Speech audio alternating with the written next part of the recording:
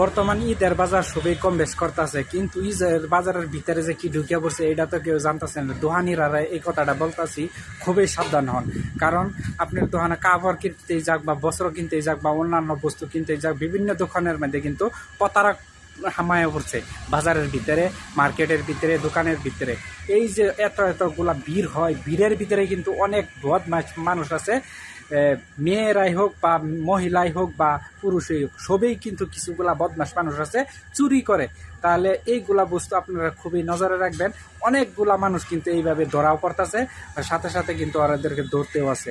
তাহলে দেখুন, ঈদের মার্কেটের মধ্যে সবে কিছু একটা ভিড় অন্য সময়ের থেকে ভিড় কিছু বেশি হয়। তাহলে এই সময়টার মধ্যে সুযোগ পায় ওরা কি করে, চুরি করতে যায়। তাহলে ঈদের বাজারে যারা চুরি করতে যায়, ওদের মতন বদমাশ আর কি হইতে পারে। তাহলে আপনারা খুবই সাবধান থাকবেন, দোকানিদেরকে বলছি। তাহলে এই দিকটাকে আপনারা চোখ দিয়ে রাখবেন, যাতে আর এরকম